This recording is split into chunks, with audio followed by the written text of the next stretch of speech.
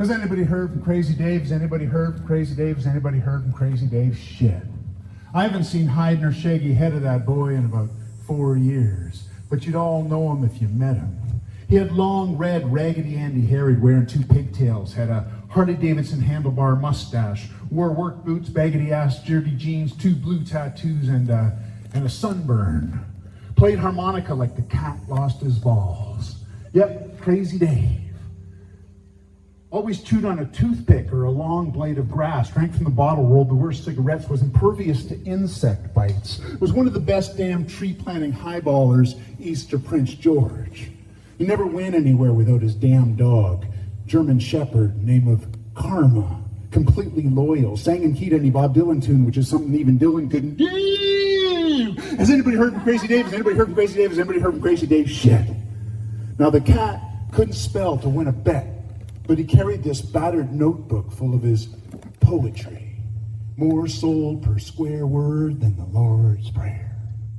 He was the kind of guy that called a spade a shovel, and a violin a fiddle, and a lady ma'am. And I don't even know why I think of him now. Maybe because he never told me a lie he'd have to apologize for later. Because he'd speak to a guy straight, eyeball to bloodshot eyeball, like he'd never even had a secret. Or maybe because the last time I saw him, he and his dog, Karma, were howling the sweetest blues out on a rock on Bad Vermilion Lake in northern Ontario at 4 a.m. I remember the full moon was hard-pressed to blink back her silver tears. And even the Aurora Borealis kicked off her dancing shoes, sat back, cracked a beer, and sighed, "Oh, crazy." And that's a fact.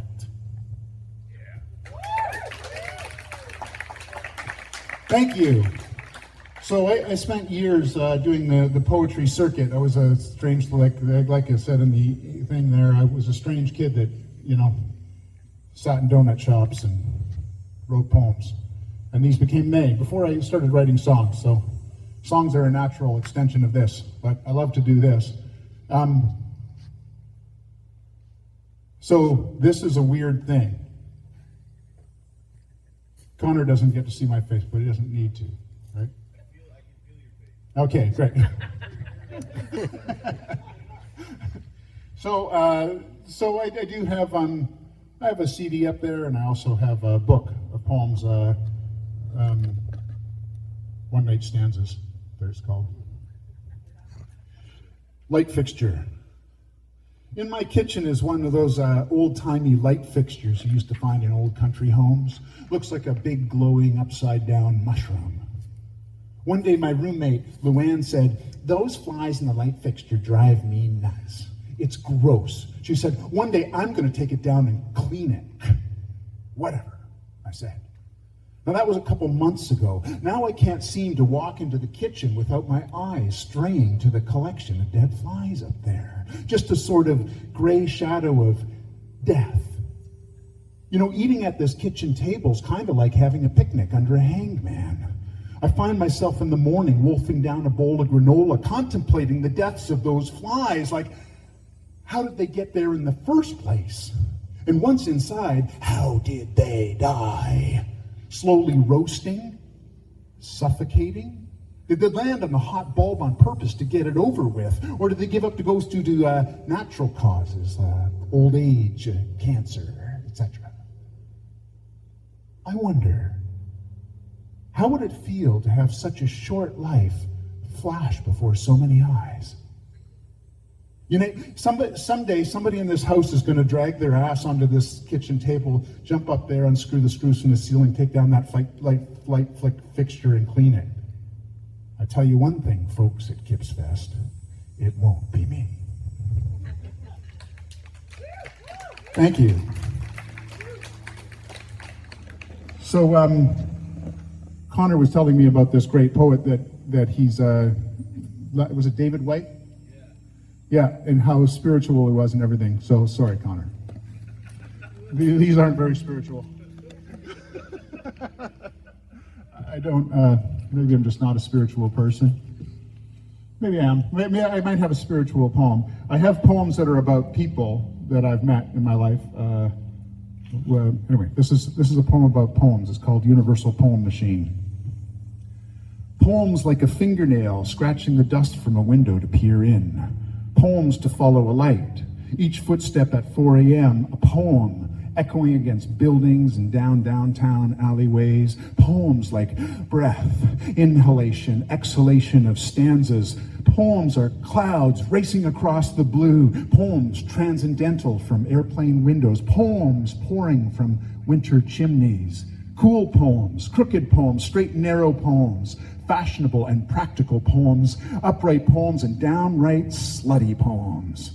From vantage point of penthouse apartment, teeming hive of humanity below, tiny points of consciousness building and breaking, and kissing poems on park benches and feeding the pigeons with poems.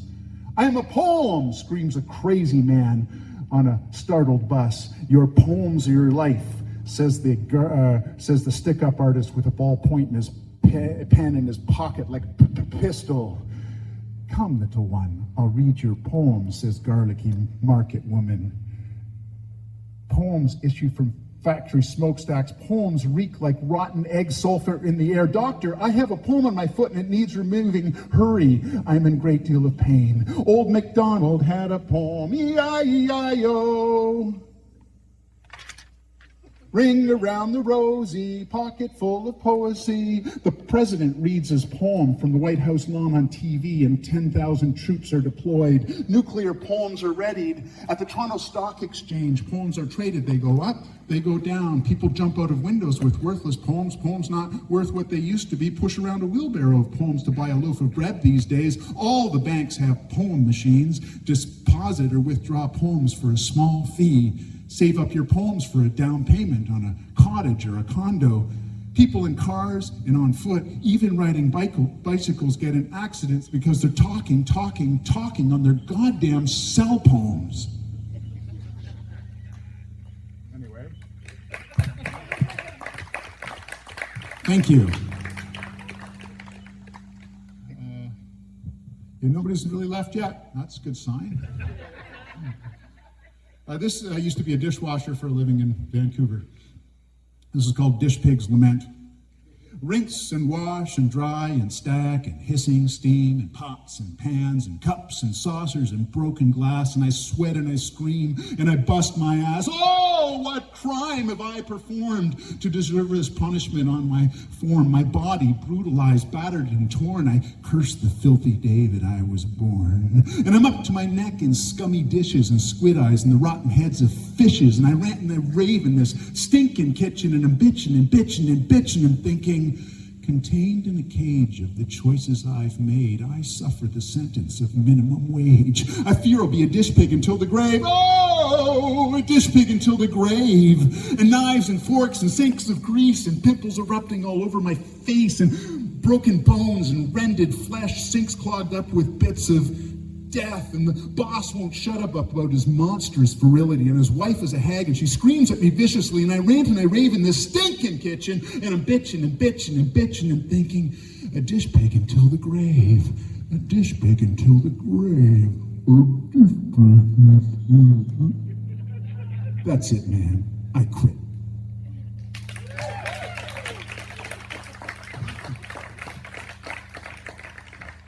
A lot of these are comedy. I prefer to call this stand-up tragedy, actually. This is what I do, stand-up tragedy. Poem about a person. This is called Hamilton, Ontario. Yay! You might remember, how long you've lived in Hamilton? I grew up there. Oh, you'll remember this guy. Bill Powell? I don't know.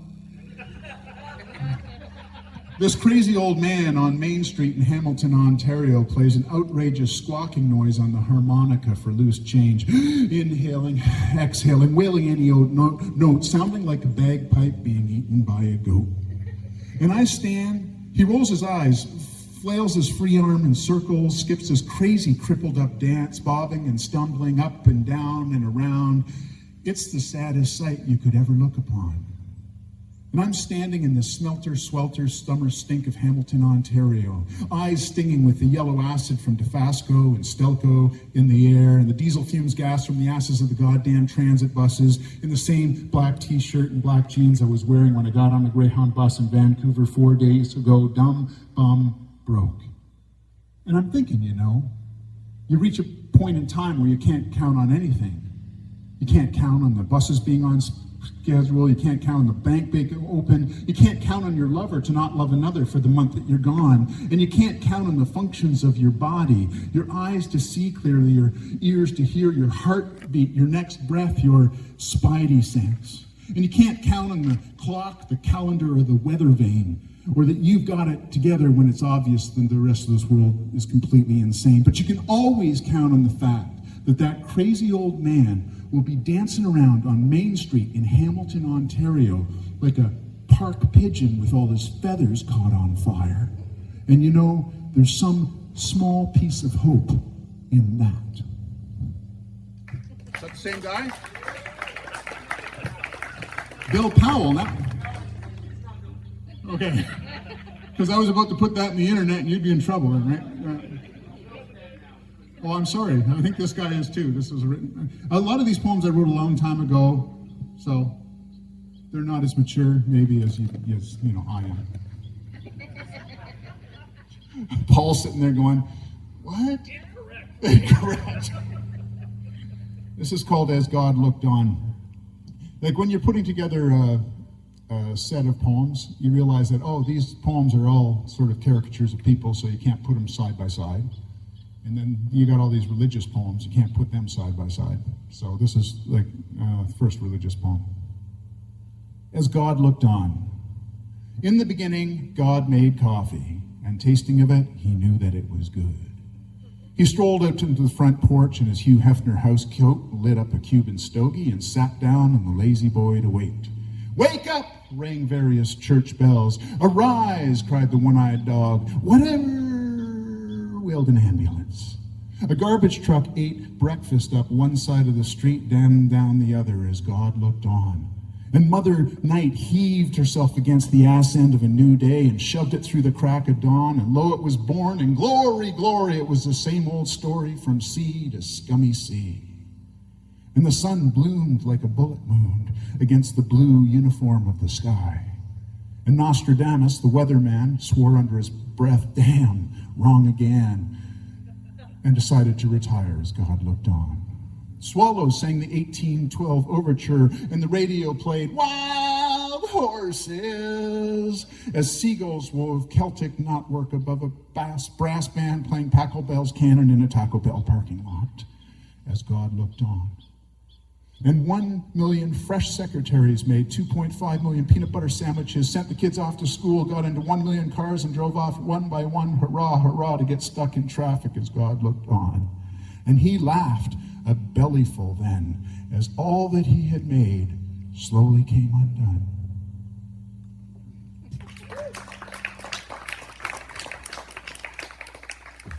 Still having fun? Thank goodness. I told myself that I wouldn't start drinking or smoke anything before I had to do the poems because I'll forget everything. Well.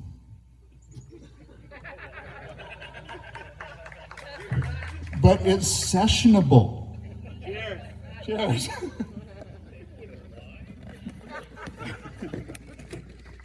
Sessionable. Where do the souls of children go? This is a poem. Actually, I got a grant one time to make a little movie of this poem, and it appeared on Bravo Channel in the 90s somewhere. It's about growing up around Kitchener-Waterloo, which is where I grew up. We lived in a little one-room schoolhouse that was on the edge of a farmer's property, and there used to be a church there, but it had burned down, and so there was a graveyard in the backyard. It was a pretty funky place to play, live.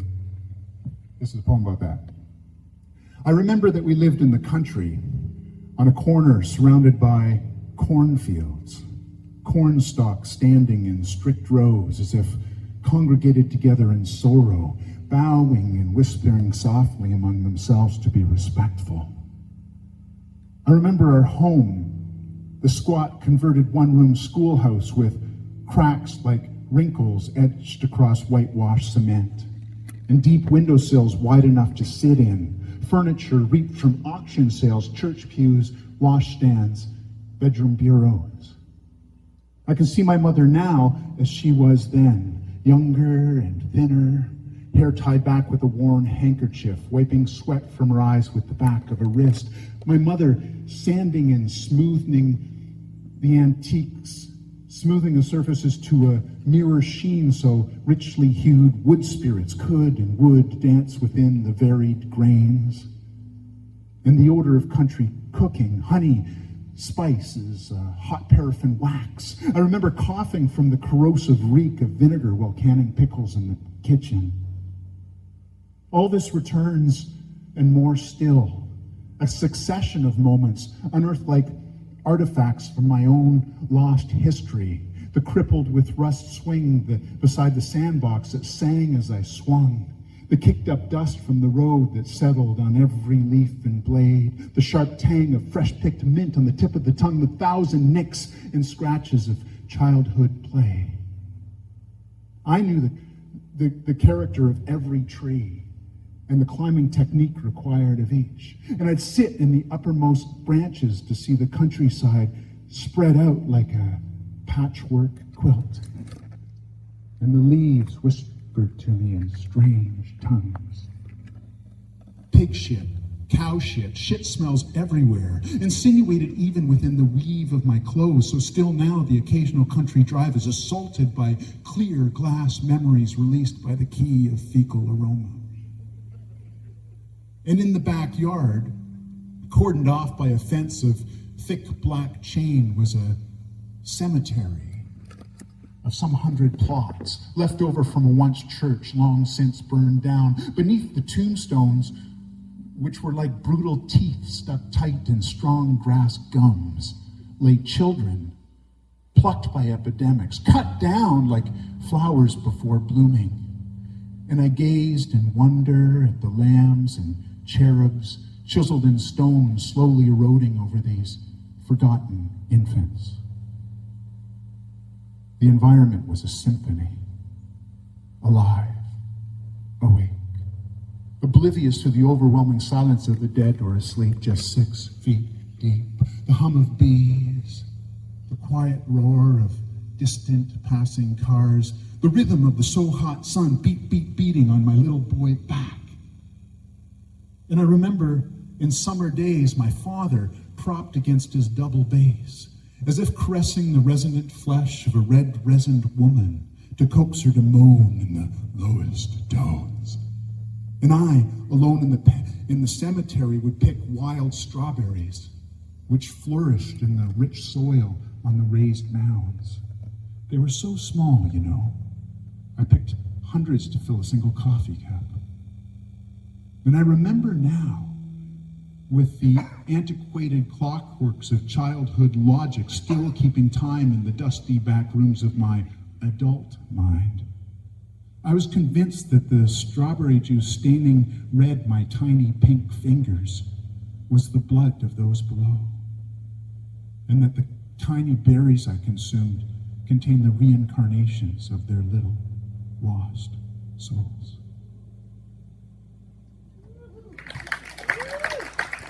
Thank you.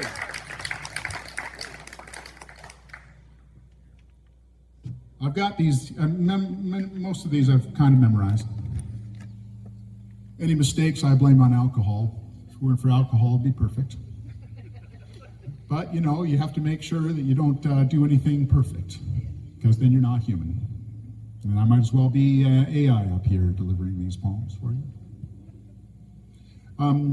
I always thought that AI was like a Canadian guy and a Scottish guy running into each other. Eh? Aye. Never mind. Trans-dimensional spider. Slow day at work. No customers. I stand at the cash register on duty, smoking cigarettes, drinking espresso, trying to get a good caffeine buzz going, when I notice this small brown spider about the size of the fingernail on my pinky, crawl out from under a book of matches. It's kind of cute, I think. Furry, the hue of milk chocolate. Friendly, too. It raises one leg as if to say, hello, have a nice day. Or perhaps, goodbye, been good to know you. For in a blink, it's gone. As if it vanished via a door hinged on thin air. I stop, stand back, think, if I knew in advance that flashbacks were going to be so goddamn friendly, well, I would have dropped far more acid when I was a kid. Okay. The poem about a guy. The Tao of Joe. Joe and I sit on the sidewalk table outside the used bookstore, watching what Saturday does to the south side. I'm trying to smoke his cigarettes faster than he can smoke mine. Hey, he says, what? I say, do you see that apartment building over there? He says, which one? I say, that one. He says, the brown one with the puke-colored balconies. Yeah, I see it. What about it? How many people do you think live there? Jesus, Joe, I don't know, man, hundreds, thousands. I don't want to do the arithmetic. Why? Well, it occurs to me, he says, stroking his stupid goatee in that thoughtful way that he has, that ain't nothing but a filing cabinet for people. I think about that. Jesus, Joe, next latte, it's on me.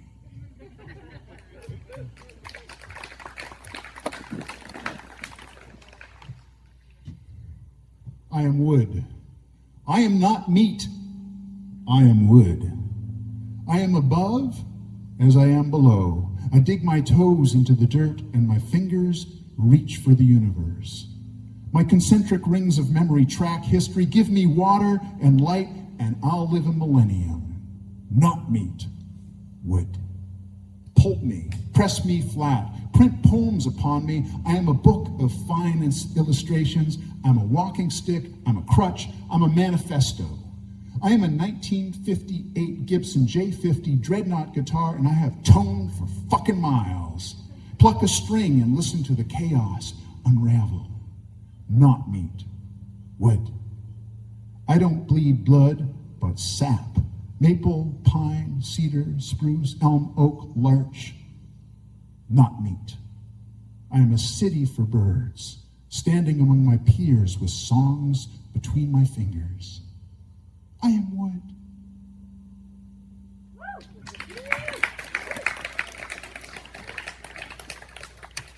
Oh, we were talking about the punk rock scene earlier today, and so I brought this one out specifically. This is called Vampire.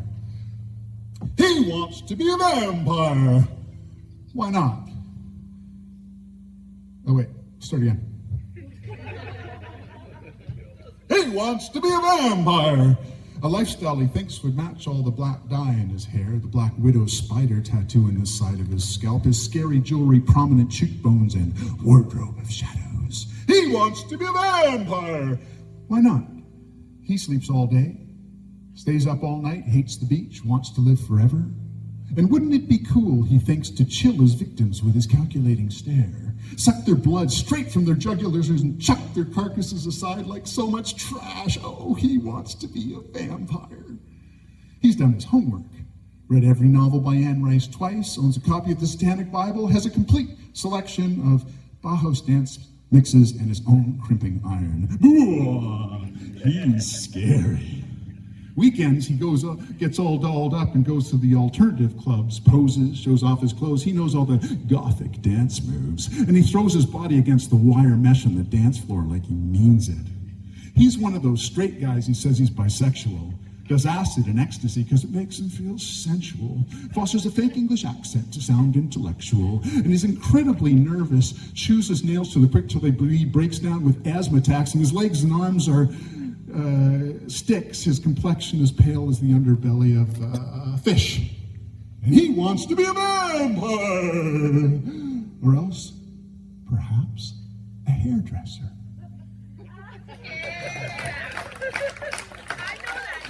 I was that guy.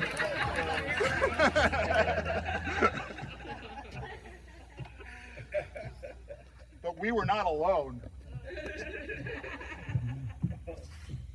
Years ago, I lived in Edmonton, and there was a collection of people that we got together, and we used to do these poetry readings with music and puppets and all sorts of crazy stuff. We called it the Big Beat Speak.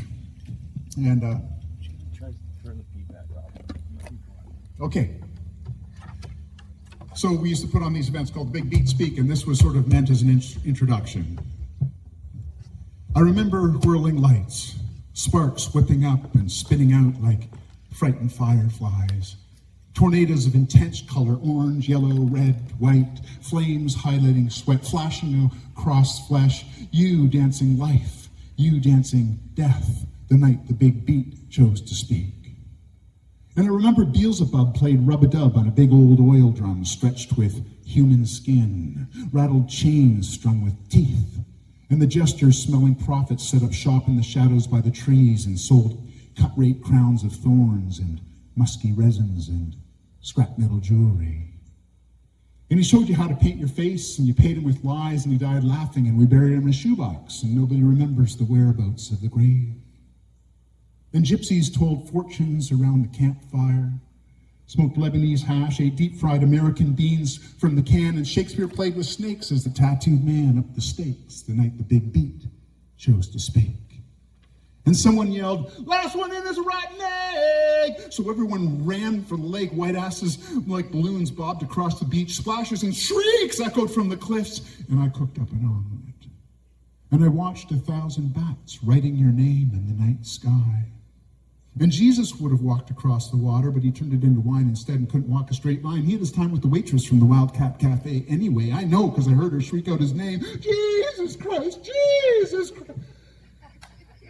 And I picked up a 3-string guitar and sang songs to you from the dock, and I watched your ex-lovers drowning, swept out to sea until they became little dots, and then nothing. And I remember wondering, why tonight, of all nights, in an endless succession of nights, why would the big beat choose to speak? Well, who can foretell the convergence of points? Who can plot with a pencil and compass the turning of all these things? Who can remember their true names? And who can profess to understand the words of the big beat when it chooses to speak? Hallelujah! The universe turns inside out like a dirty old sock, and my innards tighten against the shock. Hallelujah! Comets split the sky, the cow jumps over the moon, the clouds roll over us, and the thunder thunders like Jaco Pastorius.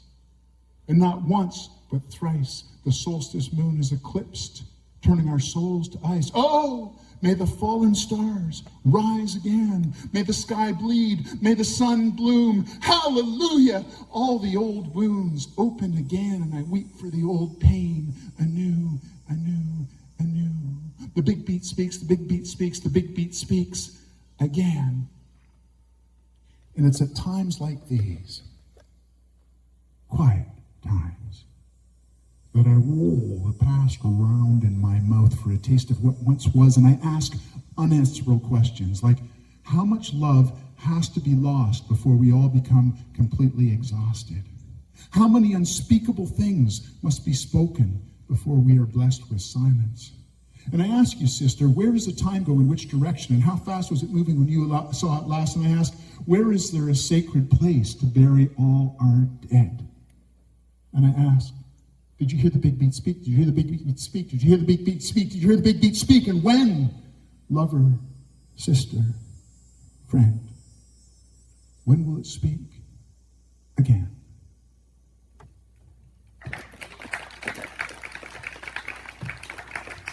What the hell does that mean? No, I won't go into theory. Poem about a guy. Some guy downtown.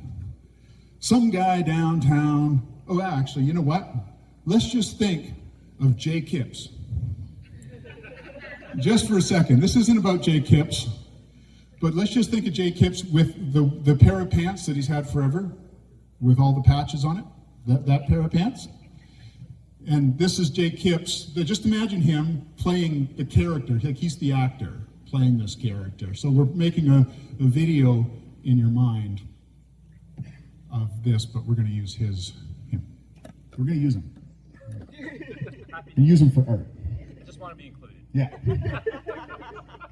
Some guy downtown walks past, jingling, jangling, scuffing his worn-down cowboy boot heels against cement with each step, with bells round his neck and a ring through his nose, a cacophony of noise wherever he goes, shaking his skinny white butt in his baggedy asshole in the knee jeans, bobbing his floppy muppet head and flapping his arms and hands against his thighs and sighs to some goofy internal rhythm only he can hear.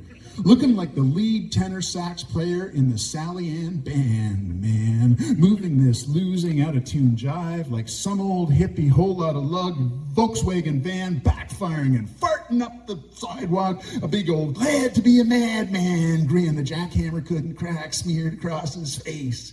And I can hear him just chuckling to himself, clucking his tongue against the back of his teeth like he just ate some big old shit sandwich and doesn't want you to know we loved it. Oh, jolly, jolly, jolly, man. Like the world isn't at war, like the human race isn't committing suicide, like love isn't poisoned, like love is not poisoned, oblivious. And I watched the damn fool walk into 2 lanes of high-density traffic against the flashing don't walk, don't walk, don't walk, don't walk sign. A hero. A god-damned hero.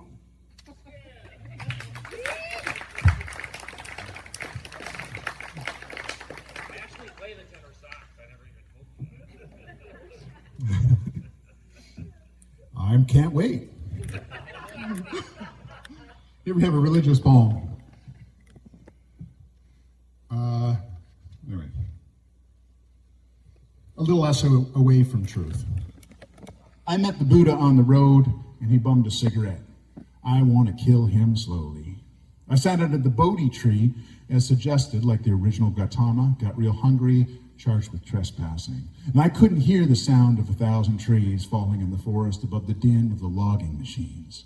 Jesus saves, and Moses invests. And I run from the tax collector and collect pocket change to afford another cup of espresso. If the Lord is my shepherd, I don't want him. He's lazy and the wolves are so close I can smell their last meal on their breath. And my anima is a bitch. Rails me all day for the length of my toenails and not keeping my room tidy. And my inner child was weak, was stillborn. And I stuffed my guts on Eve's original apple pie, developed indigestion. Now she won't talk, let alone make love to me. Spends all day with that damn pet snake in the soap operas. Where exactly does the right side of the brain begin and the left side end when all you can draw is stickman, 2-dimensional houses and trees that look like clouds? Listen. I'm looking for the word that paints 1,000 pictures and not vice versa. And when I find it and finally speak it, I don't want a strain to hear the sound of one hand clapping. I want the whole damn congregation on their feet screaming for an encore. And I want a couple bucks of booty in the hat, if you don't mind.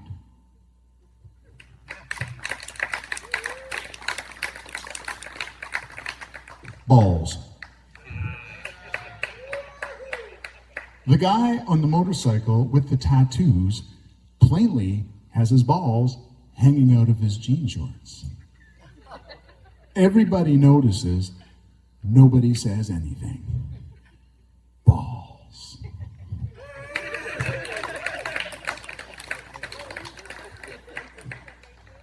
I've just got one more, if that's okay.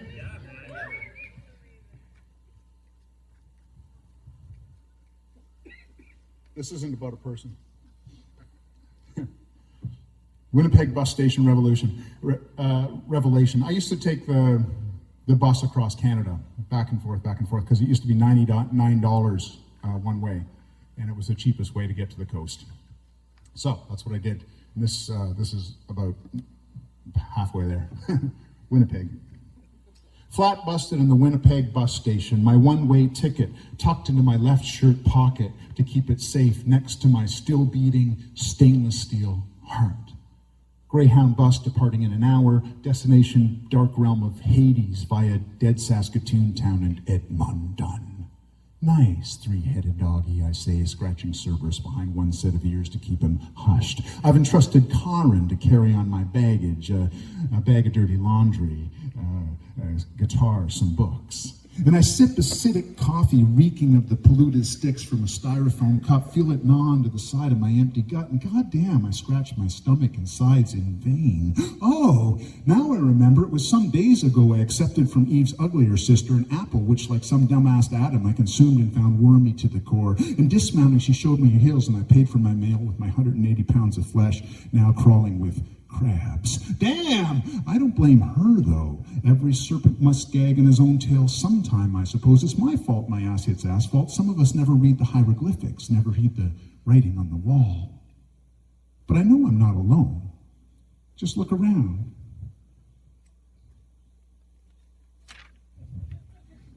That woman there with the two boys in Teenage Mutant Ninja Turtle tennis shoes and Mickey Mouse sweatshirts tied to her wrists with telephone cords. She's so bored and defeated.